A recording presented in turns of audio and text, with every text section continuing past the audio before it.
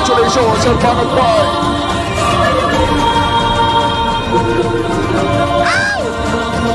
Very great, salamat, Roy!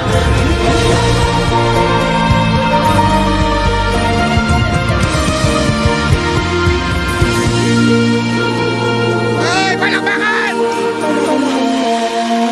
Alright, Reaction TV Page, nagbabalik po, reaction. Napakaganda po ng pag-uusapan natin ngayon mga ka-reaction.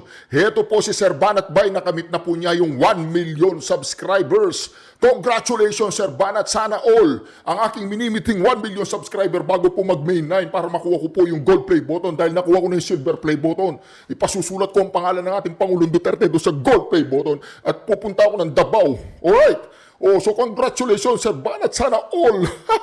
Sana all. Yan po ang ating Sir Banat Bay. Saludo ang Reaction TVPH sa mga banateros, especially kay Sir Banat Bay. Ha? Ikaw Sir Banat Bay, ha? Alam mo idol kita. Alam mo yan. Alam mo yan. Okay, congratulations po kay Sir Banat.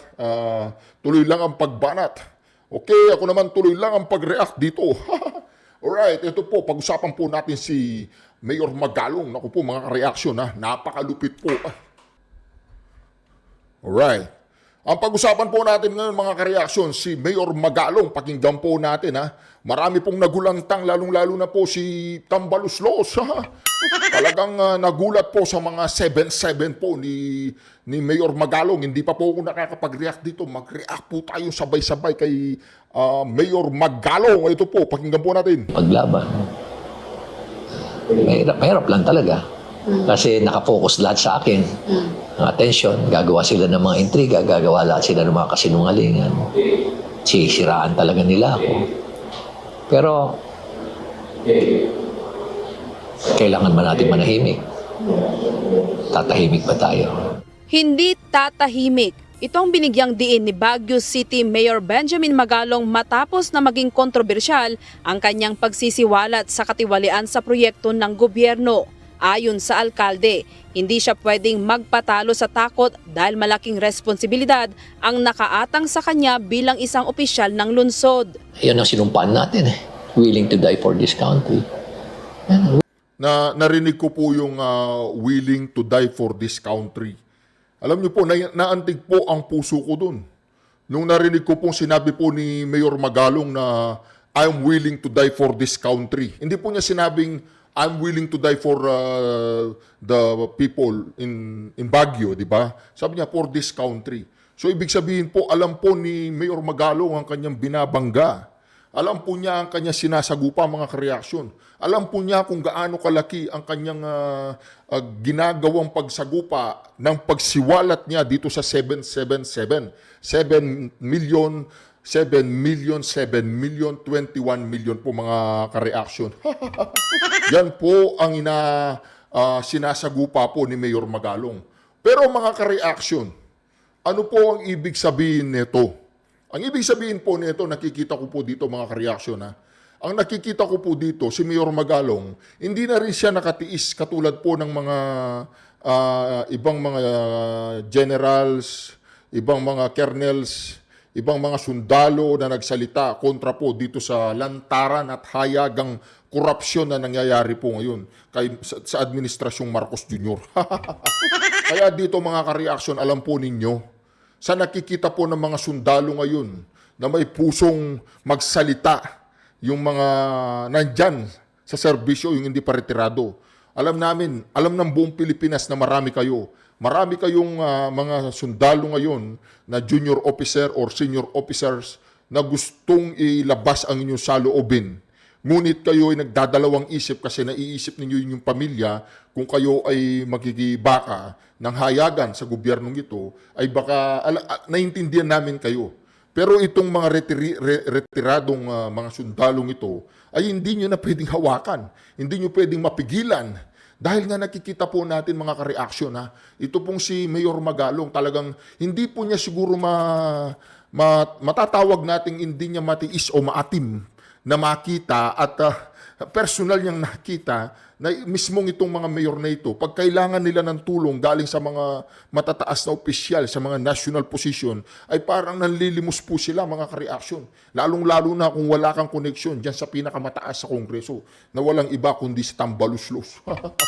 Pero dito mga ka-reaction, kailangan nating saluduan po si Mayor Magalong dahil kailangan mga ganitong klaseng politician, di ba? Alam nyo, hindi ko makalimutan nung nagbanggahan si Mayor Magalong tsaka si Senator Congressman Rodante Marcoleta. Pero nakita po natin ngayon mga ka-reaction na siguro naramdaman po ni Mayor Magalong, hindi ko lang alam personally kung talagang si Mayor Magalong ay nire-recognize na niya si Senator Congressman Rodante Marcoleta sa pakikipaglaban niya sa korupsyon.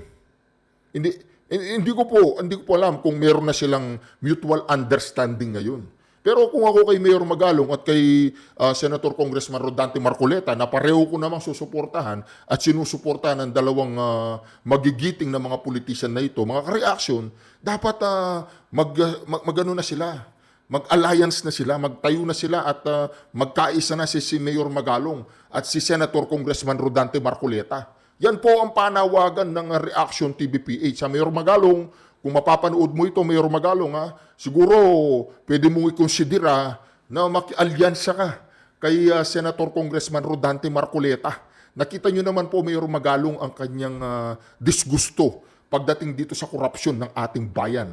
Kaya mga ka-reaction, marami rin ang mga followers at mga supporters ni Senator Congressman Rodante Marcoleta na kung saan talagang sumusuporta din dito kay Mayor Magalong.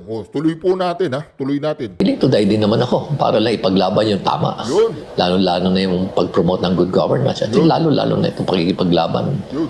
sa laban sa korupsyon. Di ba? Yung mga katulad po ni Mayor Magalong at katulad po ni Senator Congressman Rodante Marcoleta, sila po dapat ang italaga natin dyan sa Senado. Di po ba mga ka-reaction? Si Mayor Magalong, talagang bagay na bagay siya dyan sa Senado. Baka hindi Senado, baka Vice President, di ba? Pag atakbo ni VP Sara Duterte pagdating ng 2028, ang vice presidente niya sa Norte, siya sa South. So maganda pong tambalan niya, no? Duterte Magalong. Pwede po natin panawagan yan, Duterte Magalong 2028, no? Pero malayo-layo pa po yun. Marami pang lilitaw na mga malupitang mga pwede niya makakampi ni VP Sara Duterte. Baka hindi na aabot ng 2028. Baka January 15 taon na to ay bye-bye na kay Marcos Jr. Baka hindi na aalis yung mga magwewelga dyan sa Quirino Grandstand. Baka pagdating ng mga milyong-milyong tao dyan, hindi sila aalis habang hindi bumababa si Marcos Jr. Di po ba mga ka-reaction? Pwede mangyari yun eh. Pwede pong mangyari yun. Kaya kung mapapansin po ninyo mga ka-reaction, medyo napigilan po. Napigilan po yung impeachment. Natakot eh. Natakot po yung mga kongresista. Natakot yung mga kongresista. Biglang nanahimik. Ang maingay na lang si Castro, si Brosa, si Manuelita, tsaka yung Ngiwi. Yung Ngiwi. Yung sa Makabayan, yung ganyan, di ba? Yun na lang po ang mga natitira, mga ka-reaction. Kaya dito mga ka-reaction, alam po ninyo mga ka-reaction, alam ninyo na may posibilidad na yung milyong-milyong tao na pupunta dyan sa Quirino Grandstand na makakasama ng mga iglesia na sila ang mangunguna at meron pang mga vlogger si Bangag. Ang sinasabi daw nila, napahiya daw yung mga DDS vloggers. Napahiya daw yung mga Duterte supporters dahil sumuporta daw si Bangag doon sa peace rally. Alam naman natin na ang mga iglesia, peace rally, di ba? Alam natin, nagbubulag-bulagan ba kayo? Nagbibingi-bingihan ba kayo? Nagbibingi-bingihan, nagbubulag-bulagan kayo? Peace rally yan. Israeli ang pabor yan sa kapayapaan, pangkalahatang kapayapaan ng Pilipinas, di ba? Di po ba mga ka-reaction? Yun eh. Yun. Yung pangkalahatang kapayapaan ng Pilipinas. Garoon.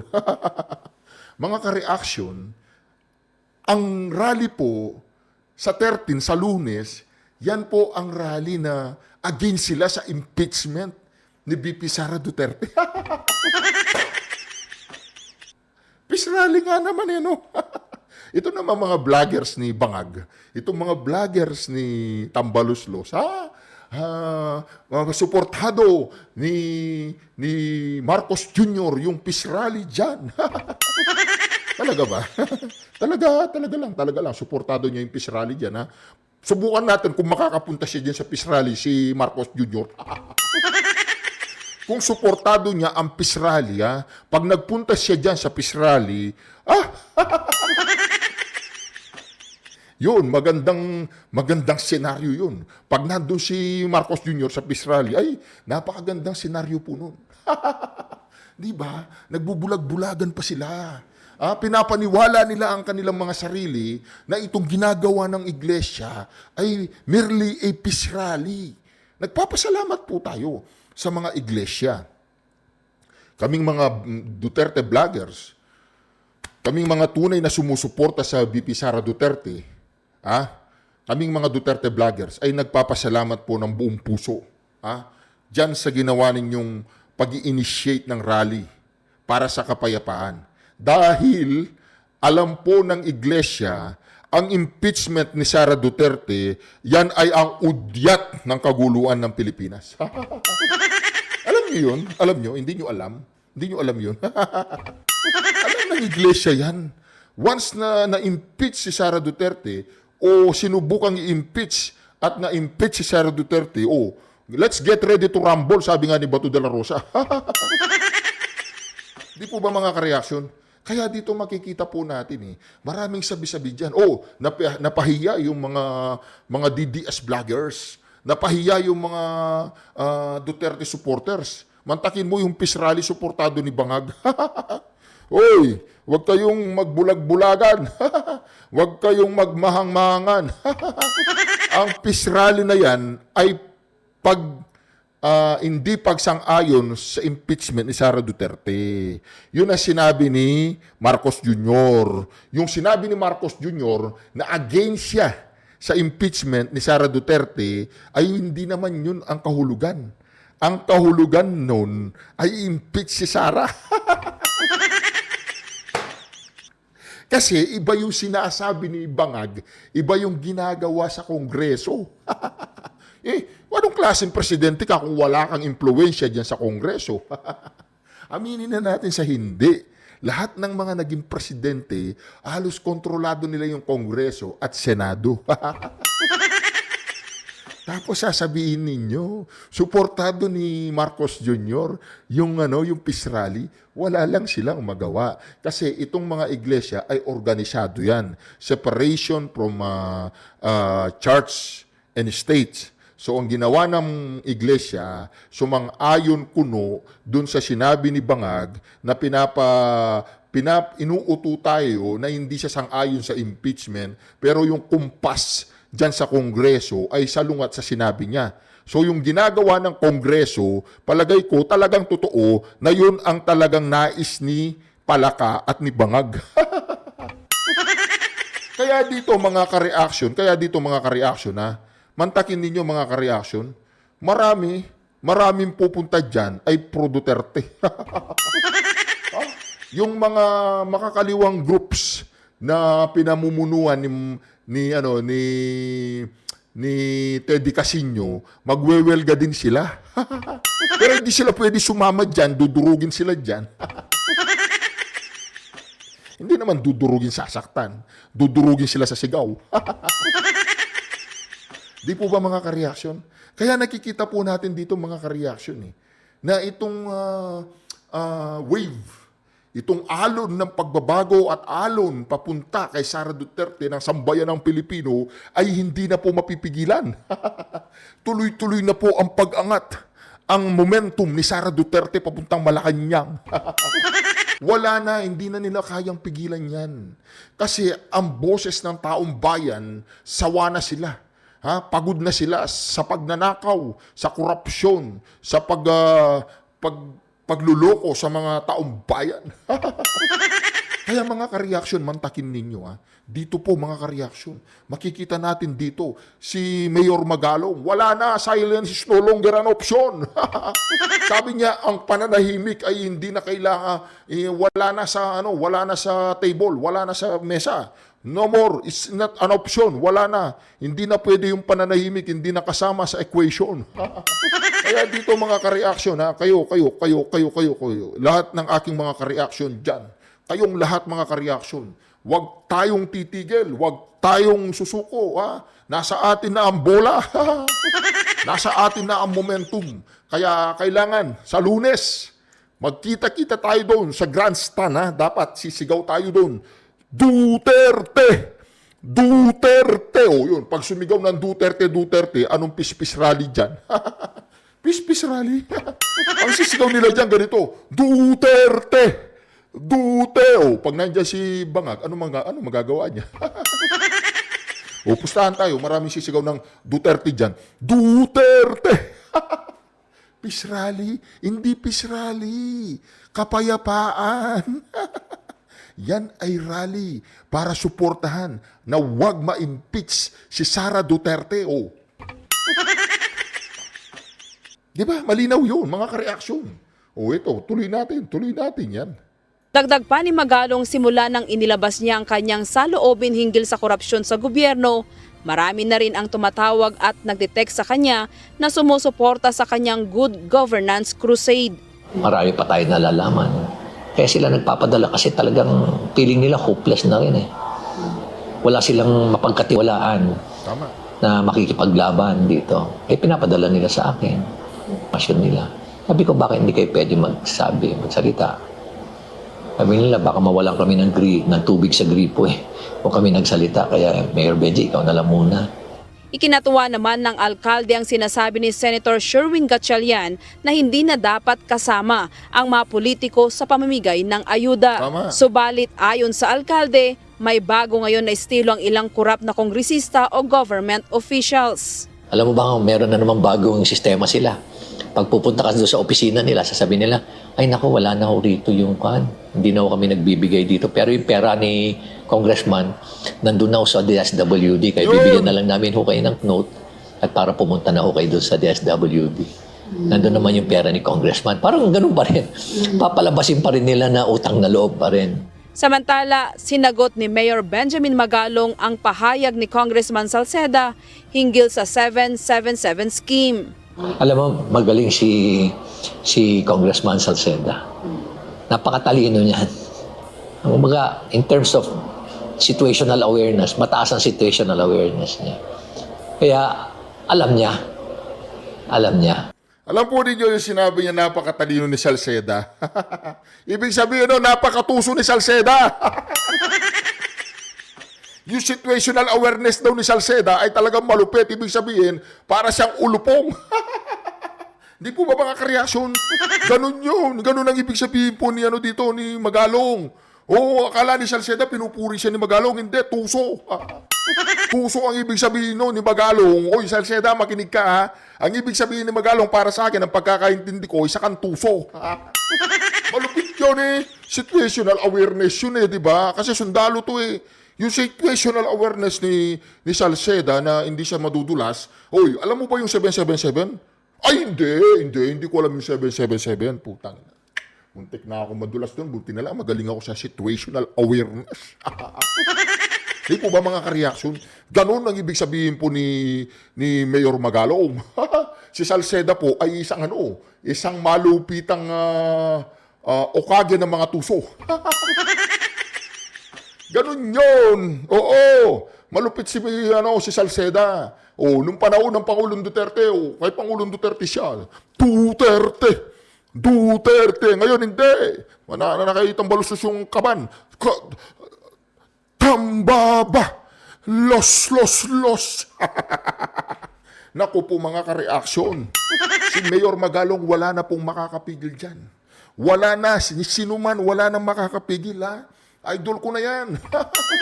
Si Senator Magalong, idol ko na yan. Dapat pasikatin itong tao na to. Ay sikat na Dapat lalong pasikatin. Dapat lalong suportahan. Dapat lalong ipromote si Senator Magalong. Senator Magalong. Di ba? Baka Vice President Magalong. Di ba mga ka-reaction? Hindi. Tayo lang naman. Nagre-react. Nagbibigay tayo ng ating mga punto de vista. nagbibigay tayo ng ating mga saloobin. O di ba, pipili ka na rin man lang ng senador sa 2028 or pipili ka na rin man lang ng vice presidente sa 2028. Ay, dito ka na. Medyo lamang na dito yung hindi siya korap. Di po ba mga kareaksyon? Medyo lamang na tayo dito eh. Yung mga korap nga dyan, nakikita na natin, lantaran ng pagnanakaw ng mga inutil na yan. Binoboto pa ng mga taong bayan, binigyan mo ng akap, iboboto ka na. Binigyan mo ng 500, iboboto ka na. Binigyan mo ng 1,000, iboboto ka na. Itong si Mayor Magalong talagang lantaran eh. Talagang ligwakan ang kanyang ginagawa, mga kareaksyon. Napakalupit po ng mayor na ito. Ha? Ako gusto kong mamit ito eh. Gusto kong maka one-on-one ito kung mabibigyan ako ng pagkakataon. One-on-one ko to. Ang unang-una kong itatanong sa kanya.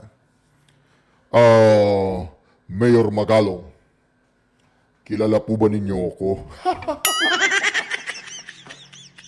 Di ba? Ganun nyo. Sabi niya, ikaw si reaction, di ba? Ano pong reaction ninyo sa reaction ko sa inyo? Ano ba reaction mo sa akin? Magaling ka po. Mayor, magaling ka. Bahala na po kayo kung ano reaction ninyo.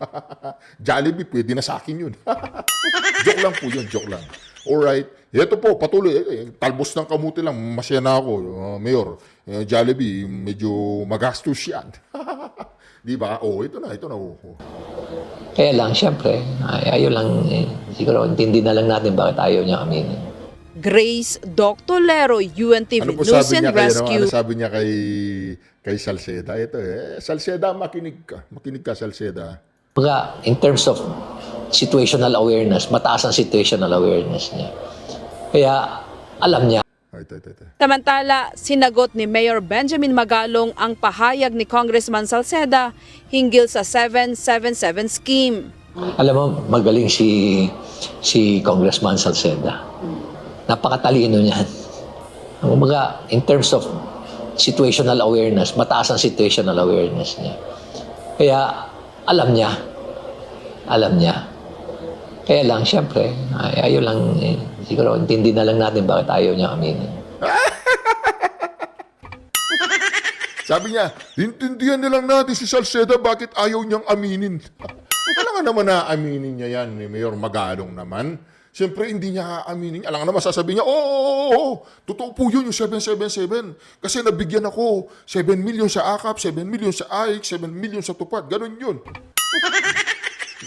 Di ba? Ganon ba yung ine-expect mo, Mayor? Alam ko naman na hindi mo ine-expect yun. Pero, nakita natin dito mga ka-reaction. Nakita natin dito. Di ba mga ka-reaction? Nakita natin dito na talagang ito si Mayor Magalong, isang tinatawag nating pagdating po sa strategy. Isa siyang strategist. Strategist siya. Ganyan po kalupit si Senator Magalong. Tuloy na tatawag na kitang Vice President Magalong. Baka magalit si VP Sara Duterte. Hindi po, ikaw lang ang VP Sara namin. Walang iba. Ha? Wala nang iba pa. Ang aming VP Sara, napakaganda, napakatapang, napakatalino, napakatapat, napakasipag, hindi korap. Mga inutil kayong mga korap kayo, humanda na kayo. Parating na si Sara Duterte. Parating na ang aming agila. Ito po. Tuloy-tuloy lang po tayo dito sa ating issue ngayon. Alright, ano naman ito? Ano ito? Ito itong gusto kong marinig. Walang aalis ang umalis sa isang bakulaw. Tapusin nyo itong video na ito. Sa apilitan. Alright. Mahigit 1 milyong taga-Iglesia ni Cristo ang inaasahang dadagsa sa peace rally laban sa impeachment kay Vice President Sara Duterte. Asahan na raw ang matinding traffic dahil ilang kalsada ang isasara sa Maynila. Nasa frontline ng balitang yan si Gerard de la Peña. Kasado na ang peace rally ng Iglesia ni Cristo sa Quirino Grandstand sa Maynila sa Lunes. Nasa 1 milyong miyembro ng INC ang inaasahang dadalo sa rally mula sa iba't ibang bahagi ng Luzon. Kaya ngayon pa lang, pinaplano na ng LGU ng Maynila at ng MMDA kung saan papapwestuhin ang libu-libong sasakyang daragsa sa Lunes. Halos 20 designated parking areas ang itatalaga ng MMDA. Papayagan ng INC members na mag-park ng sasakyan sa isang lane ng ilang kalye sa Maynila. Pero kung may sasakyan na hahambalang sa daan, hindi raw mangingimi ang MMDA na isyuhan sila ng violation tickets o ipahatak ang mga sasakyan. Dapat isang lane lang ang sasakupin. Hindi po pwedeng sakupin yung buong karsada. Dahil kung magkaroon po ng emergency, kailangan po may dadaanan ang mga emergency vehicle. Dahil sa dami ng inaasahang tao, may mga isasara ring kalye. Kabilang ang Katigbak Drive, South Drive, Rojas Boulevard, TM Calao, Bonifacio Drive, P. Burgos at Maria Orosa. Magpapakalat naman ng mga tent at portalet ang MMDA para sa mga dadalo sa rally. Ang lokal na pamahalaan ng Maynila, pagtutuunan naman ng emergency response at peace and order sa rally. Nag-alert na rin po si Mayor sa mga nearby hospitals para in case merong magkaroon ng minor na mga medical needs, meron din kagad na mapupuntahan. Para makameno sa traffic, sinuspinde na rin ng Malacanang ang Naku, talagang nagkanda ugaga po ang Malacanang. Ngayon, natatakot ang Malacanang, baka hindi na umalis ang mga tao dyan. Yung nanginginig sila sa Malacanang, anong gagawin natin? Baka hindi na umalis yung mga tao dyan. Ang dami nila. Baka dumiretso sila sa Malacanang at pababahin nila tayo. Nanggagatal po sila sa pakitawag mo si Tamba, at saka si Kilay. Tawagin niyo sila lahat. Tawagin niyo sila. Kinakabahan ako. Asan na yung pulburon? Pero yun, okay na naman ako. Okay na naman ako. Alright. So, wala na naman panic attack. Cool na naman ako. After 2 hours, baka hindi na sila umalis. Diyan sa grandstand at susugod sila dito sa Malacanang. Napakarami nila. Milyon sila. Baka pabababain nila ako dito sa Malacanang. Anong gagawin natin? Pakitawag niyo si Browner. Yuhu! Browner, jump! Browner! Si Marbil. Tawagin niyo si Marbil. Marbil, bilisan mo. Hindi naman sila mga adik. Hindi sila adik. Nagpapahaba lang sila ng oras. Di ba, Marbil?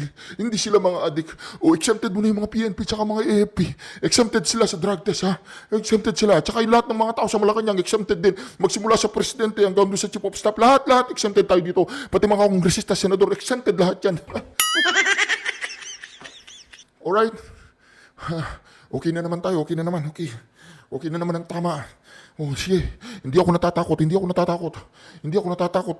Sa January 13, hindi ako natatakot. Magrarally sila. Peace rally naman yan. Peace rally.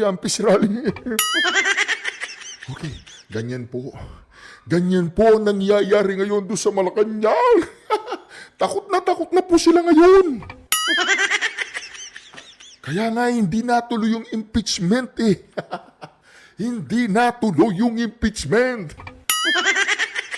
O di ba? Di ba hindi natuloy yung impeachment? Kasi po, kating-kati na po ang taong bayan. Kating-kati na ang taong bayan na sumigaw ng Marcos resign! Marcos resign! Marcos resign! Marcos resign! Kating-kati na po ang taong bayan.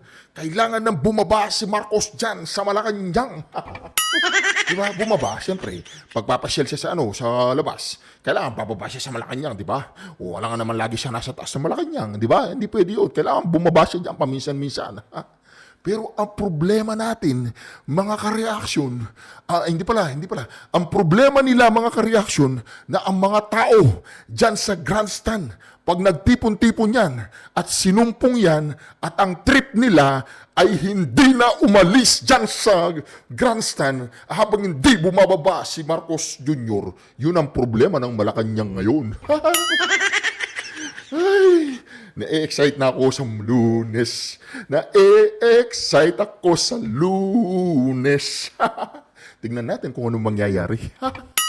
Anyway, mga kareaksyon, maraming salamat muli sa pagsama ninyo sa ating reaction video ngayon. Alam po ninyo kung ano po ang mangyayari sa Lunes. Peace rally daw. At ito po, tuloy natin. pasok sa klase at trabaho sa mga tanggapan ng gobyerno sa Maynila at Pasay sa Lunes.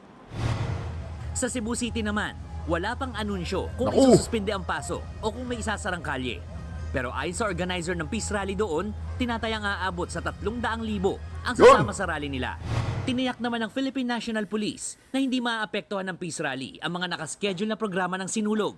Ang peace rally na yan ng iglesia ay bilang pagsuporta raw nila kay Pangulong Bongbong Marcos. Kaugnay ng pahayag nitong sayang sa oras ang impeachment laban kay Vice President Sara Duterte. Kaya sa balwarte ng mga Duterte sa Davao City, may daan-daang libong INC members din na makikiisa sa peace rally.